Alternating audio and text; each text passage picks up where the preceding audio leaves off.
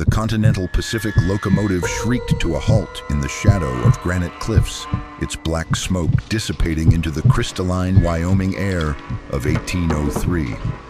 From the single passenger car, a woman in traveling dress stepped onto the weathered platform of Gethsemane's halt, her leather boots echoing hollow against the wooden planks.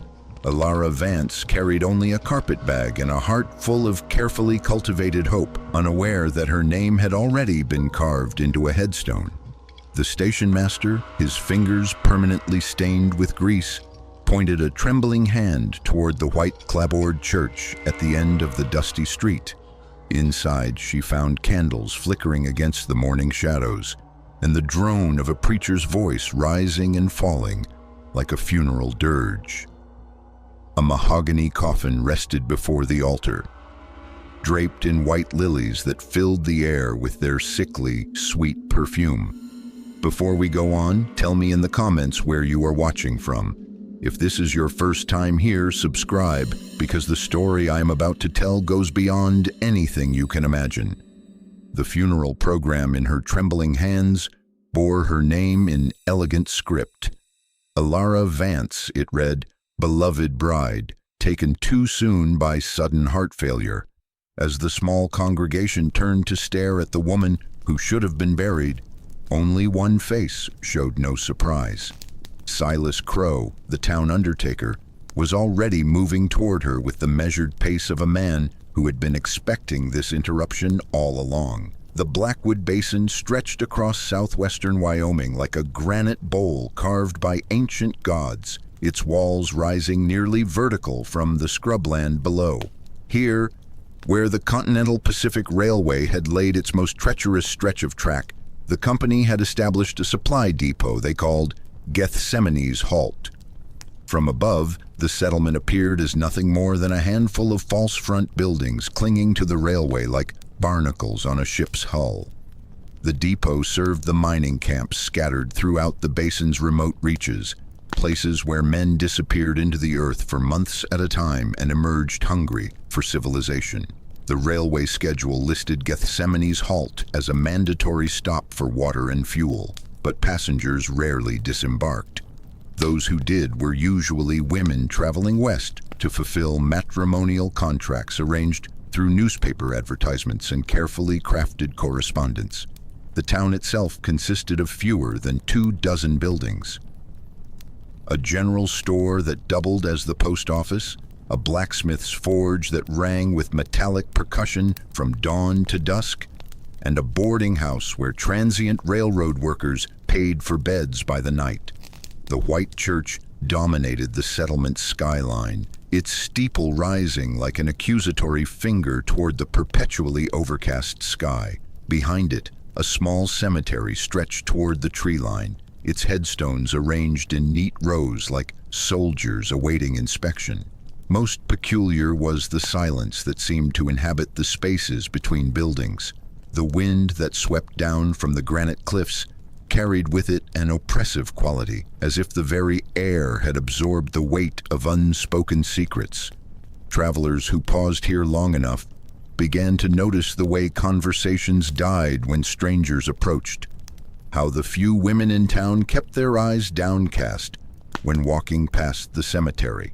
This was a place where people could be written out of the story without leaving so much as a ripple on the surface of daily life. The basin's isolation made it perfect for such erasures, surrounded as it was by hundreds of miles of wilderness where a person could vanish without trace. The railway brought fresh faces regularly, but it also carried away whatever questions those faces might have inspired, leaving Gethsemane's Halt to return to its peculiar, watchful quiet. Alistair Crow had arrived in the Blackwood Basin in 1899, a man with silver hair and eyes the color of winter sky, carrying architectural plans and an abundance of Eastern capital. He spoke of transforming Gethsemane's Halt into a thriving community, complete with schools and shops and tree-lined streets where children would play beneath the mountain sun. His correspondence with potential investors painted pictures of prosperity that seemed almost too vivid to disbelieve. The townspeople remembered his first public address, delivered from the church steps on a Sunday morning when the entire population could fit comfortably in the building behind him. Alistair spoke of the frontier's greatest need, not for gold or timber, but for the civilizing influence of good women. He would personally ensure that mail-order brides received safe passage and warm welcome in their new home. His voice carried the authority of a man accustomed to being believed. Silas Crowe arrived 6 months later, claiming to be Alistair's younger brother, though the family resemblance was subtle at best. Where Alistair was expansive and charming, Silas moved through the world with the measured precision of a clockwork mechanism. He established himself as the town's undertaker and record-keeper, roles that seemed to suit his temperament for quiet, methodical work. His funeral parlor occupied the building adjacent to the church, connected by a covered walkway that allowed for discreet movement of both the living and the dead. The brothers complemented each other with an efficiency that bordered on the supernatural. Alistair would court potential brides through elaborate correspondence, painting word pictures of mountain vistas and cozy domestic scenes that made lonely women hundreds of miles away pack their belongings and purchase railway tickets. His letters were masterpieces of romantic manipulation, each one carefully crafted to inspire just the right combination of hope and urgency. Silas handled the administrative aspects of their enterprise with the same attention to detail he brought to embalming. Death certificates, insurance forms, and burial records flowed from his pen in elegant script that transformed tragedy into bureaucratic routine. He maintained ledgers with the dedication of a monk copying scripture, recording every transaction with mathematical precision. Together, the brothers created an atmosphere of benevolent authority that discouraged questions and rewarded compliance. They sponsored church socials and contributed generously to community improvements, establishing themselves as pillars of local society. But those who observed closely might have noticed how their private conversations died when others approached, how they shared glances pregnant with meaning across crowded rooms. They didn't just run the town, they curated its reality, determining which stories would be told and which would be buried beneath the neat headstones in the cemetery behind the church. In Gethsemane's halt, the Crowe brothers were not merely citizens, but authors of the official narrative, writing and rewriting the truth according to their own dark purposes. 3 months before Alara Vance stepped off the continental Pacific, a woman named Margaret Holloway had made the same journey with the same hopeful heart. The townspeople remembered her arrival because she had been so obviously unsuited to frontier life, a delicate creature with soft hands and a Boston accent that made every word sound like a question. Alistair had courted her through 6 months of correspondence, promising a wedding that would be the social event of the season. But Margaret Holloway never made it to the altar. According to the official account, she had taken ill during her second night in town, succumbing to what Silas Crowe's death certificate described as acute gastric distress brought on by the change in altitude and diet.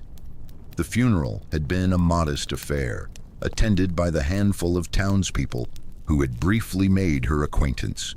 Her trunk had been shipped back to Boston, along with a letter explaining the tragic circumstances to her surviving relatives. What the townspeople chose not to remember, or perhaps convince themselves they had imagined, were the inconsistencies that surrounded Margaret's death. The preacher, Elias Thorne, had noted in his private diary that the coffin seemed unusually light when the pallbearers carried it to the graveside. The station master, Matthias, had sworn he heard sobbing from the direction of Silas Crowe's funeral parlor on the night Margaret supposedly died, but the sound had ceased so abruptly that he dismissed it as wind through the eaves.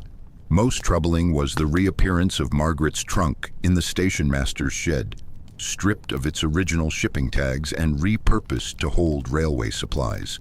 When Matthias mentioned this to Silas, the undertaker had explained that the trunk had been damaged during shipping and returned by the railway company. The explanation satisfied most curiosity, but Matthias kept the original shipping tag, tucked away in his desk drawer like a pressed flower from a grave.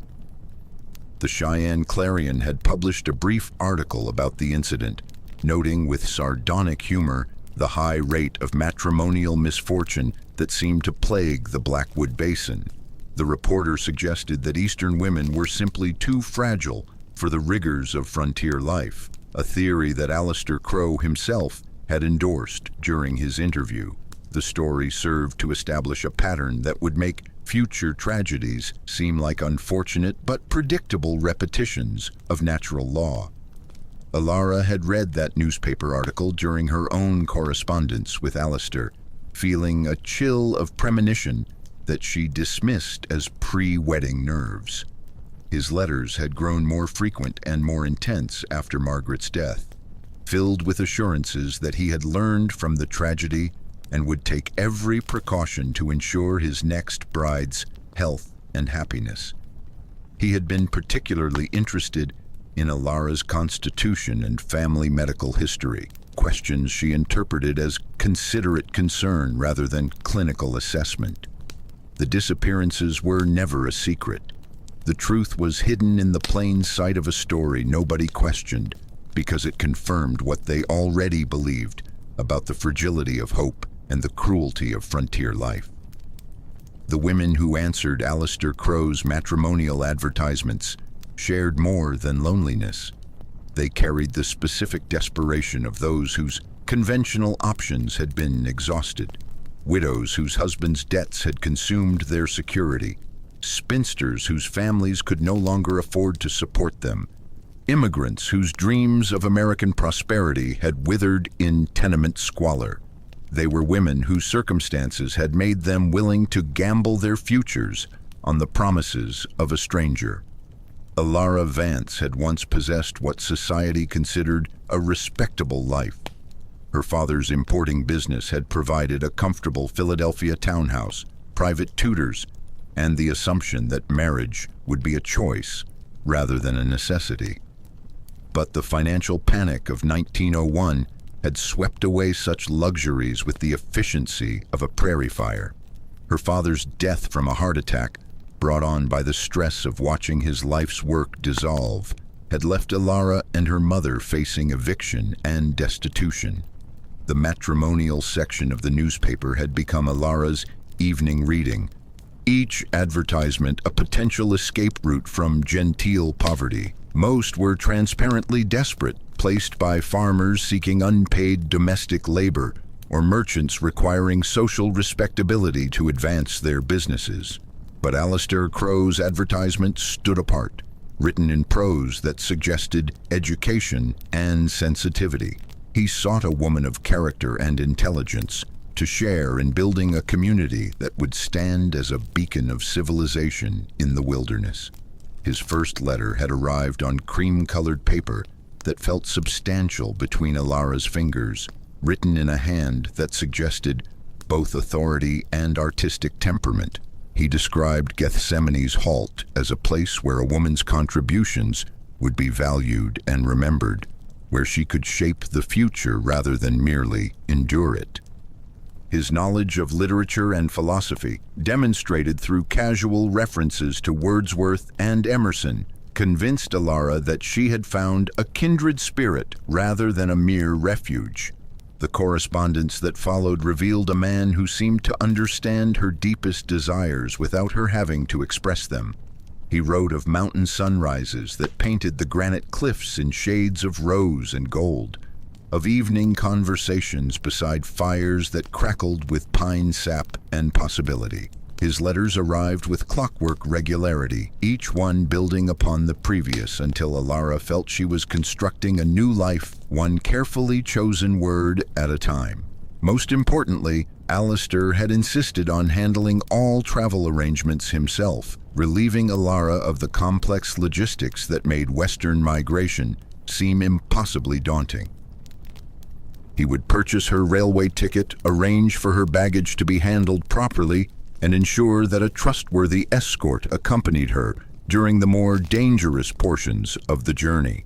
All she needed to provide was herself and whatever personal items held sentimental value. For these women, the train west was a time machine, promising to deliver them from their pasts into futures where their failures could be forgotten and their possibilities renewed. The rhythmic percussion of wheels on track became a percussion of hope, each mile carrying them closer to lives that existed only in carefully crafted words on cream-colored paper. The Crow brothers had perfected their enterprise through 3 years of methodical refinement, transforming murder into a bureaucratic process as predictable as the railway timetables. Their system began with Alistair's advertisements, placed in newspapers throughout the industrial cities where desperate women outnumbered suitable men. Each advertisement was carefully worded to attract a specific type of victim: women with modest savings, minimal family connections, and the kind of quiet desperation that made radical solutions seem reasonable. The courtship phase required patience and psychological precision. Alistair would maintain correspondence for months, building intimacy through carefully calculated revelations and questions. He learned each woman's financial situation, family relationships, and personal vulnerabilities, information that would later prove essential to the scheme's success. Most crucially, he convinced each bride to purchase a life insurance policy, naming him as beneficiary, presenting it as a romantic gesture that demonstrated his commitment to their shared future. When a bride finally boarded the westbound train, she carried with her not only hope and personal belongings, but also documents that would transform her death into profit. Insurance policies, bank drafts, and jewelry that could be easily liquidated comprised a portable estate that would transfer seamlessly to her grieving widower. The women arrived at Gethsemane's halt, believing they were beginning their lives. Instead, they were delivering the materials for their own erasure. The actual process unfolded with theatrical efficiency. Upon arrival, each bride would be greeted warmly by Alistair and invited to refresh herself at the boarding house while wedding preparations were finalized. Within hours, she would be stricken with a mysterious ailment, symptoms that Silas would diagnose as heart failure brought on by the altitude and excitement of her journey. The town's physician, when one was available, would defer to Silas's superior knowledge of such matters. The funeral would be conducted within 24 hours, a necessity given the remote location and lack of proper preservation facilities. Silas had constructed a series of weighted coffins that would feel appropriately substantial to pallbearers while containing nothing more than sandbags and lumber scraps. The actual victim would be drugged and transported to a cellar beneath his funeral parlor, a space that existed in no official building plans and could not be accessed without knowledge of its hidden entrance. Insurance claims were submitted with supporting documentation that would satisfy distant bureaucrats who had never visited Wyoming and possessed no means of independent verification. Death certificates bore official seals, witness statements carried the signatures of respected community members, and coroners' reports provided medical explanations that sounded authoritative to non-physicians. The paper trail created an incontrovertible record of tragedy that transformed living women into profitable deaths. Most ingeniously, the brothers had established Gethsemane's Halt's reputation as a place where matrimonial ventures often ended in misfortune. Each successful murder reinforced the narrative that Eastern women were simply unsuited to frontier life, making future deaths seem like predictable repetitions rather than suspicious patterns. The town itself became complicit in the deception, its residents unconsciously supporting the official story because it confirmed their existing prejudices about urban women's fragility. The funeral was the final transaction, turning a living, breathing woman into a line of clean, profitable script in Silas's meticulously maintained ledger. What happened to the women afterward remained locked in the cellar beneath the funeral parlor, their fates as carefully managed as their murders. But before we continue deeper into this nightmare, I want you to think about this. How many women vanished into the silence of the frontier, their disappearances explained away by assumptions about their fragility and unsuitability for Western life? If this resonates with you, subscribe so you never miss the stories history tried to bury. Jeremiah Pike lived in the high country above Gethsemane's Halt, a solitary trapper whose seasonal migrations brought him through the basin during the spring thaw and autumn freeze. His cabin occupied a ridge that provided clear views of the settlement below, and his nocturnal habits had made him witness to activities that the town's respectable citizens preferred to conduct under cover of darkness. Pike wore a necklace of bear teeth that clicked softly when he walked, a sound that had become associated with unwelcome truths. Pike found Alara 3 days after the funeral that bore her name, wandering the tree line in a torn wedding dress that caught on pine branches like desperate fingers. She had managed to escape from the boarding house during the night, her mind fractured by the impossibility of attending her own memorial service. Pike recognized the signs of someone whose reality had been deliberately shattered, having seen similar expressions on the faces of men who had spent too long underground in the mines. He led her to a sheltered grove where mountain springs fed a natural pool, allowing her to wash away the dust of her ordeal while he explained what he had observed from his elevated vantage point. Pike had watched previous brides arrive with hope and depart as wooden boxes, but Alara was the first to escape the process before its completion. His testimony provided the missing pieces of a puzzle she had been frantically trying to assemble since stepping off the continental Pacific. The most damning evidence Pike offered was his observation of nighttime activities around Silas Crow's funeral parlor. He had seen figures moving between the main building and what appeared to be a root cellar, their behavior suggesting secrecy rather than legitimate business. Lantern light had flickered in spaces that should have been empty, and sounds of human distress had carried up the mountain on still nights when sound traveled with unnatural clarity. Pike had also documented the arrival and departure of freight trains that made unscheduled stops at Gethsemane's Halt, their cargo manifests listing mining equipment bound for destinations that existed only on paper. He suspected these shipments contained human cargo, women who had been processed through the brothers' system and were being transported to remote locations where they could be sold into various forms of servitude. The frontier's appetite for women was insatiable, and the Crow brothers had discovered how to transform that demand into systematic profit. Most urgently, Pike warned Alara that her escape had not gone unnoticed. He had observed increased activity around the funeral parlor, and both brothers had been seen consulting with men whose presence suggested violence rather than mourning. The official story of her death had been established, but her continued existence represented a threat that would require immediate resolution. The brothers had invested too much in their enterprise to allow a single witness to destroy their carefully constructed reputation. Pike's final warning carried the weight of absolute certainty. The brothers were planning to finalize her situation that very night, probably by claiming she had returned as a ghost driven mad by improper burial. Her body would be discovered in the morning, and this time there would be no possibility of escape. The window for action was measured in hours rather than days, and the mountain trapper's willingness to help carried risks that could cost him his own life.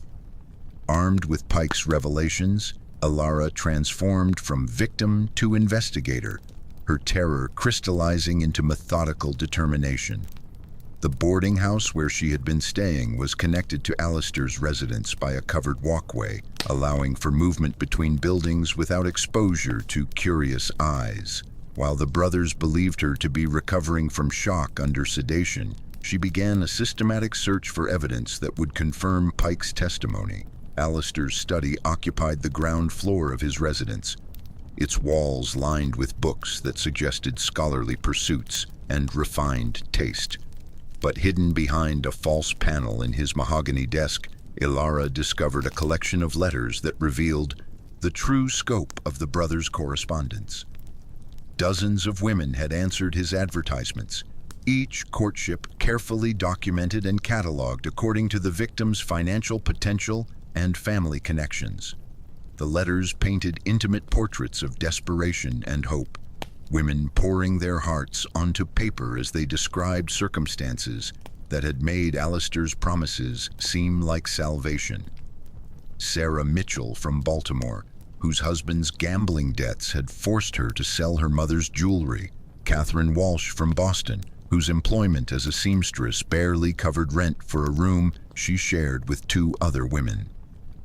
Each correspondence followed an identical pattern, building intimacy while gathering intelligence that would later facilitate the woman's exploitation. Most horrifying was the clinical notation system Alistair had developed, rating each woman according to her financial assets and likelihood to be missed by family or friends. Ilara found her own letters among the collection, annotated with observations about her desperation and assessments of her potential value. The margins contained calculations that reduced her life to simple arithmetic, weighing the cost of her murder against the profit from her insurance policy.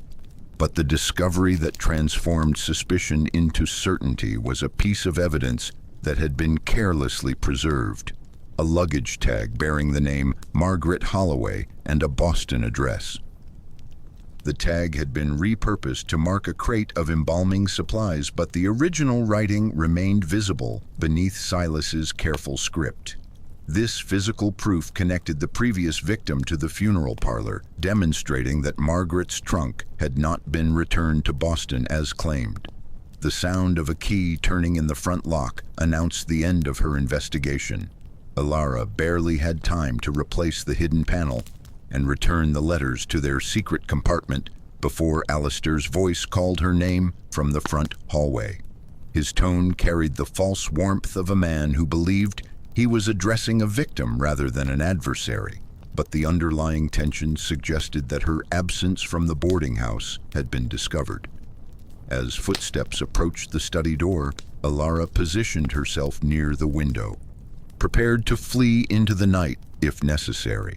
The evidence she had uncovered was damning but useless without the ability to present it to authorities who possessed both jurisdiction and integrity. Her investigation had confirmed Pike's warnings about the brothers' enterprise, but it had also revealed the sophisticated nature of their operation and the care they took to eliminate potential witnesses. The search had transformed her from a confused victim into a woman who understood exactly how close she had come to joining the ranks of the disappeared, and how narrow her chances remained of avoiding that fate. Silas Crowe entered the study with the measured pace of a funeral director, his expression combining professional sympathy with barely concealed menace. He carried a leather-bound ledger beneath his arm, its pages swollen with entries that documented 3 years of systematic murder. When he spoke, his voice possessed the same clinical precision he brought to embalming, each word carefully chosen to convey both authority and threat. Rather than attempting to maintain the charade of her supposed illness, Silas opened the ledger and placed it before Ilara, with the gesture of a prosecutor presenting evidence. The pages revealed columns of information that transformed human lives into bookkeeping entries: arrival dates, death dates, insurance settlements, and disposal costs. Each woman's existence had been reduced to a profit margin calculation that demonstrated the brothers' business acumen. The dates told a story of escalating confidence and efficiency.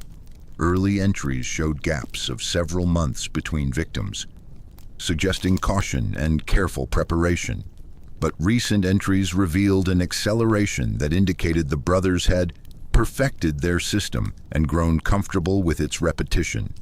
Names appeared with machine-like regularity, each followed by identical causes of death and burial expenses that never varied regardless of the victim's circumstances.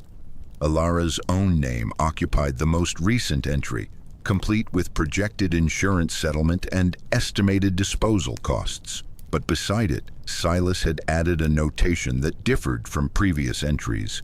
Subject exhibited unexpected resistance. Alternative measures required. The clinical language could not disguise the fact that her survival had disrupted their routine and forced them to improvise solutions. Most chilling was the geographic scope revealed by the women's origins. Victims had been recruited from cities across the eastern seaboard, their deaths carefully spaced to avoid attracting attention from insurance investigators or newspaper reporters. The brothers had studied the limitations of communication and law enforcement in 1803 America, exploiting the gaps that allowed crimes to disappear into bureaucratic inefficiency. The ledger's final pages contained correspondence with parties identified only by initials, discussing merchandise and delivery schedules in language that suggested the brothers' enterprise extended beyond simple murder for profit. References to mining camps, lumber operations, and railroad construction suggested a network of buyers who valued women as laborers rather than wives, purchasing them through transactions that left no official records. Silas closed the ledger with the finality of a coffin lid, his pale eyes studying Alara's face for signs of the psychological collapse that had preceded her predecessor's compliance. But instead of terror, he found a woman whose fear had crystallized into cold fury, someone who had moved beyond pleading and into the calculation of survival. The dynamic had shifted in ways that violated the brothers' carefully established routine. When Silas spoke again, his words carried the weight of absolute certainty. The ledger was not just a record, it was a confession, and seeing it meant she could never be allowed to leave Gethsemane's halt alive. The only question remaining was whether her death would be quick and merciful, or prolonged and instructive. A decision that would depend entirely on her willingness to cooperate with arrangements that had already been finalized. The cellar beneath Silas Crow's funeral parlor had been excavated to accommodate the brothers' expanding enterprise, its stone walls extending deeper into the earth than any legitimate root cellar required. A wooden staircase descended into darkness that seemed to absorb lantern light, creating shadows that moved independently of their sources. The air carried the mingled scents of damp earth and human confinement, a combination that suggested prolonged habitation by unwilling occupants. Silas dragged Alara down those stairs with the mechanical efficiency of a man performing familiar labor, her struggles as insignificant to him as the objections of a corpse being prepared for burial.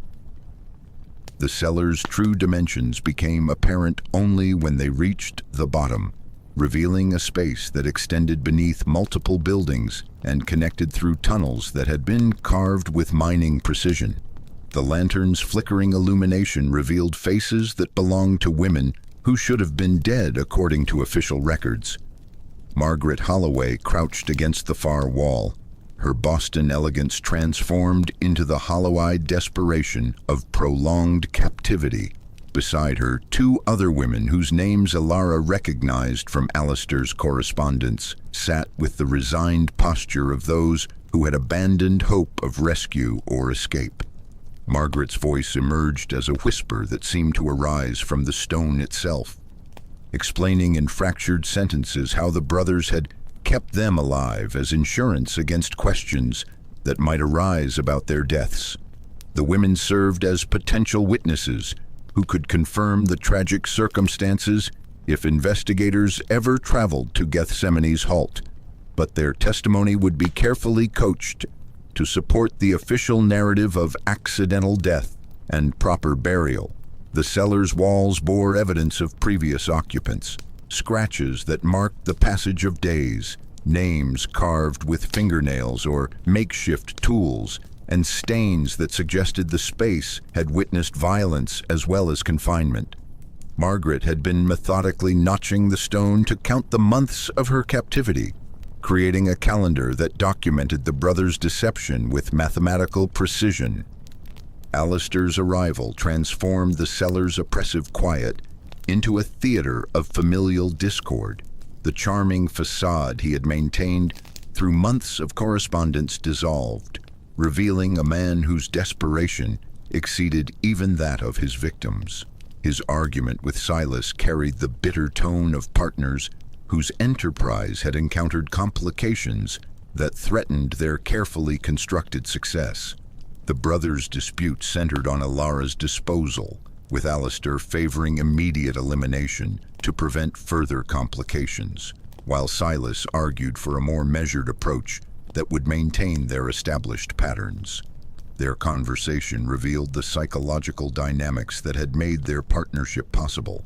Alistair's grandiose vision balanced by Silas's methodical implementation, each brother providing qualities the other lacked. But their argument also revealed fractures in their relationship, disagreements about risk management and future planning that suggested the enterprise had grown beyond their ability to control it completely. As they debated Alara's fate with the dispassionate tone of businessmen discussing inventory management, she caught Margaret Holloway's eye and recognized a moment when coordination might overcome individual helplessness.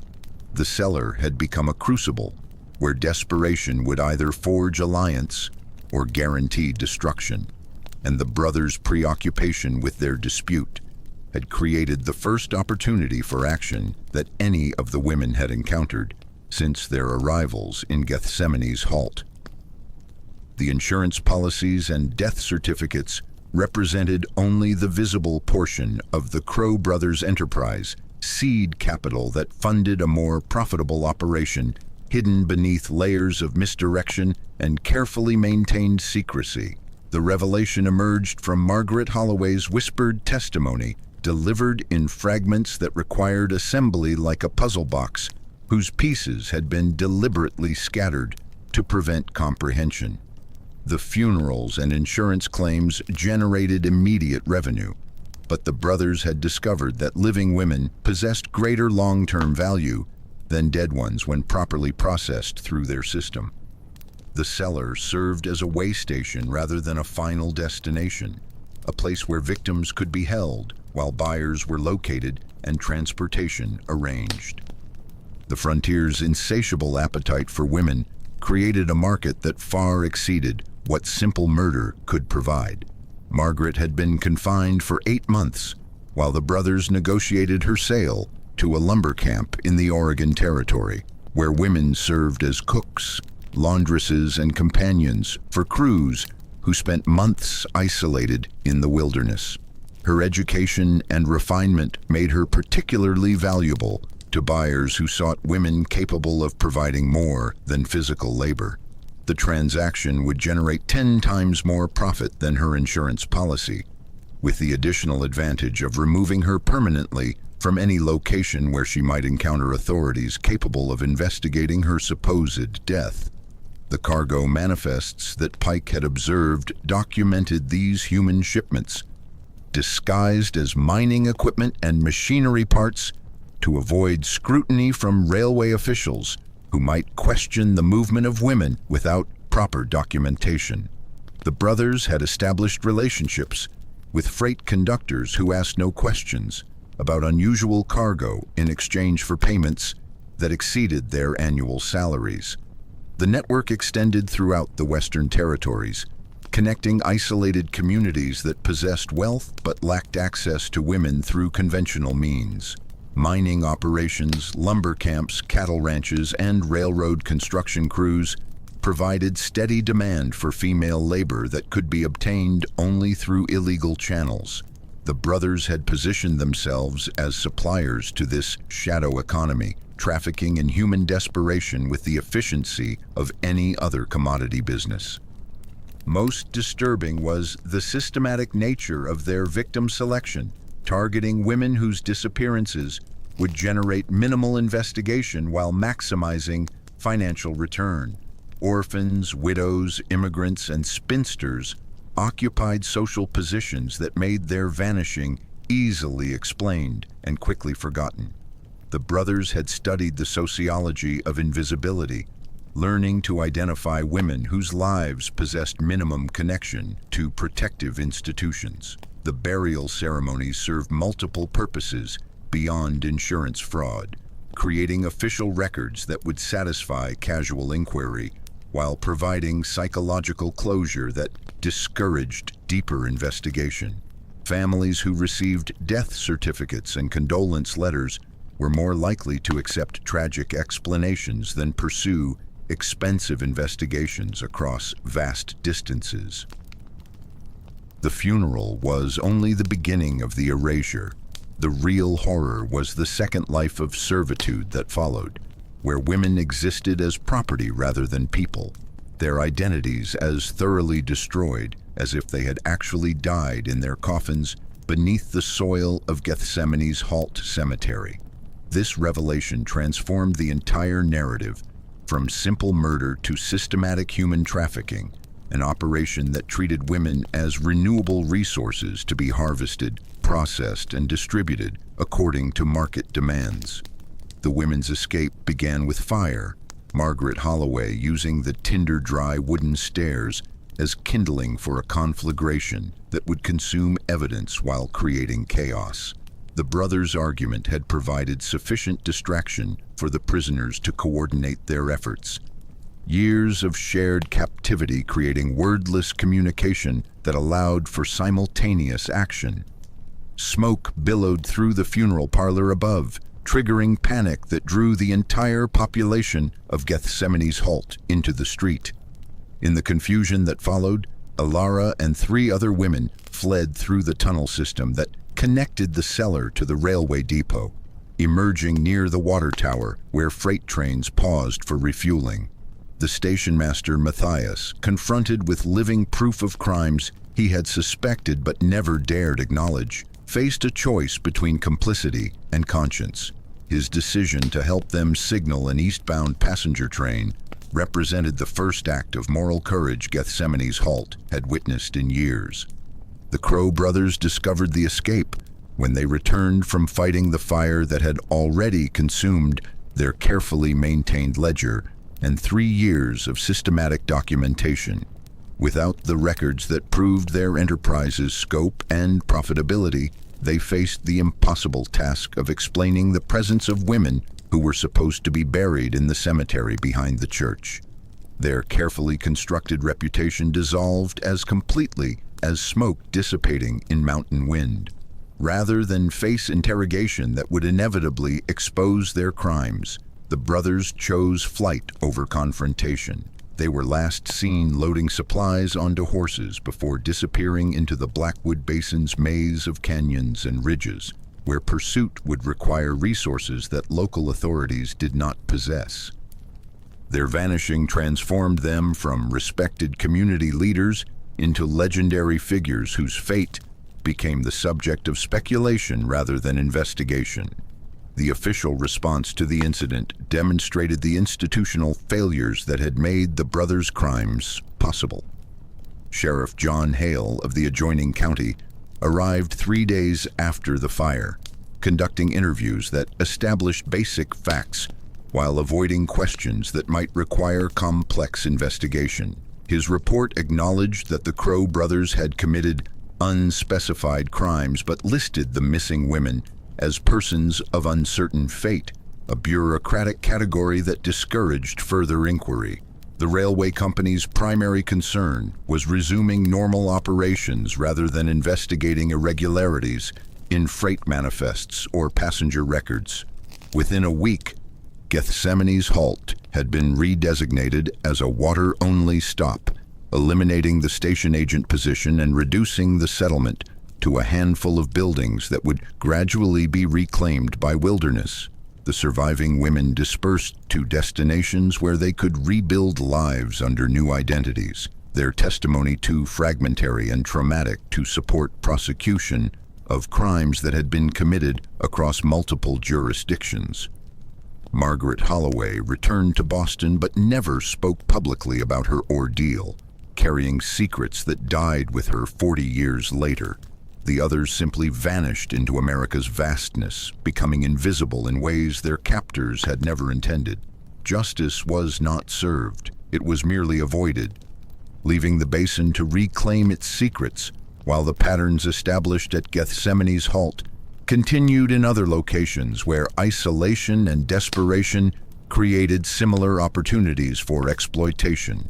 Contemporary paranormal investigators arrive at the ruins of Gethsemane's Halt with electronic equipment and scientific skepticism, seeking evidence of supernatural activity in locations where human evil once flourished.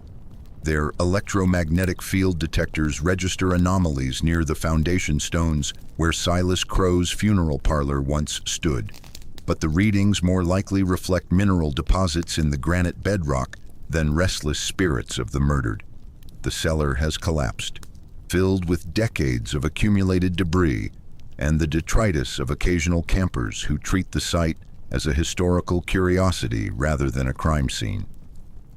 Ghost hunting forums debate whether the voices occasionally recorded on sensitive equipment represent actual paranormal phenomena or merely wind patterns created by the basin's unique topography.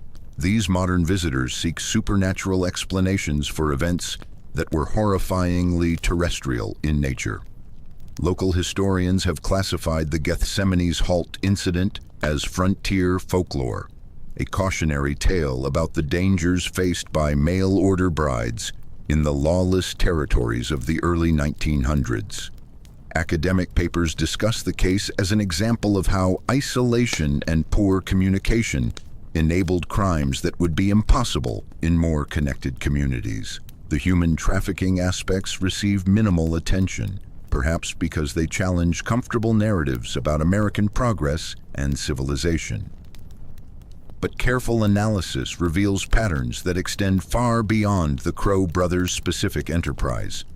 Missing person reports from the period document hundreds of women who disappeared while traveling to matrimonial arrangements in remote locations, their fates attributed to everything from wild animal attacks to voluntary abandonment of unsuitable matches.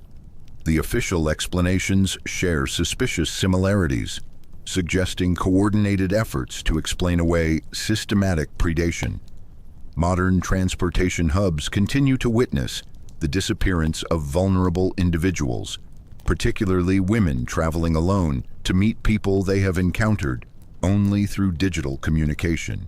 Dating applications and social media platforms provide new methods for predators to identify and groom victims, while the anonymity of contemporary life makes disappearances easier to accomplish and harder to investigate.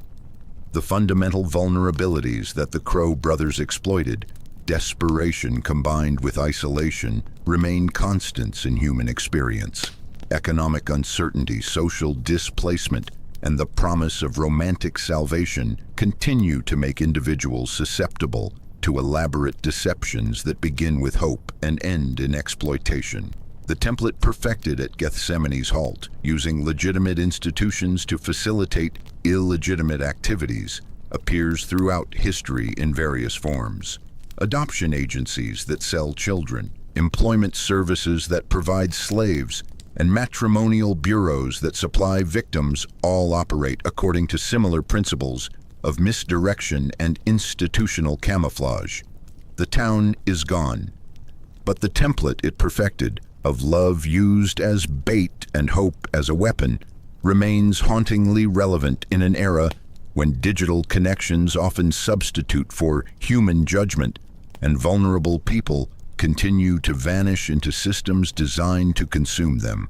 Alara Vance survived to live 73 more years under the name Elizabeth Crane, an identity she constructed from documents belonging to a woman who had died in childhood. She never married, dedicating her life instead to correspondence with families whose daughters had disappeared into the wilderness of matrimonial arrangements that promised salvation but delivered destruction. Her private papers, discovered after her death in 1976, contained detailed records of her search for the other women whose names had appeared in Silas Crow's ledger. Most of those women were never found, their fates as thoroughly erased as their identities. The few traces that survived suggested lives of indentured servitude in locations where women were valued only for their labor and reproductive capacity, places where they aged rapidly and died young from combinations of overwork, violence, and despair. They became ghost stories told around mining campfires, cautionary tales about Eastern women who couldn't adapt to Western realities. The Crow brothers themselves passed into legend, occasionally reported alive by travelers who claimed to have encountered men matching their descriptions in remote settlements throughout the mountain territories. These sightings, if credible, suggested they had simply relocated their enterprise to locations even more isolated than Gethsemane's halt, continuing their harvest of desperate women until age or violence finally ended their careers. The most frightening truth was not that the Crow brothers were unique, but that they were representative of a system that transformed human vulnerability into profit with industrial efficiency. Their enterprise succeeded because it exploited existing prejudices and institutional failures, using society's willingness to explain away the disappearance of inconvenient people as a cover for systematic predation. The real horror lies not in the supernatural explanations that contemporary ghost hunters seek, but in the mundane evil that treats human beings as commodities to be processed according to market demands. The Crow brothers understood that the most effective monsters wear respectable faces and operate through legitimate institutions, making their crimes invisible until long after their victims have been consumed.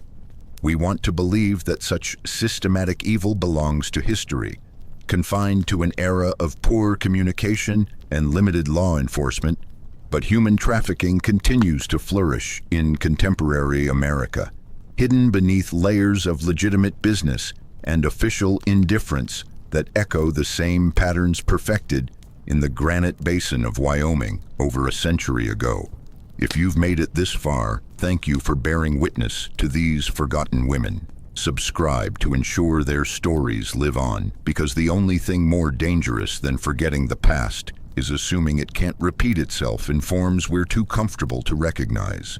The basin still echoes with the sound of train whistles, though the tracks have long since been removed and the depot reduced to foundation stones. Visitors report hearing voices carried on the mountain wind, calling names that appear in no official records, and telling stories that contradict every comfortable explanation about progress and civilization. The only certainty that remains is the knowledge that for dozens of women whose names we will never know, the journey west did not lead to new lives, but to a ghost story that we are still trying to understand. 120 years after the last train left Gethsemane's halt forever,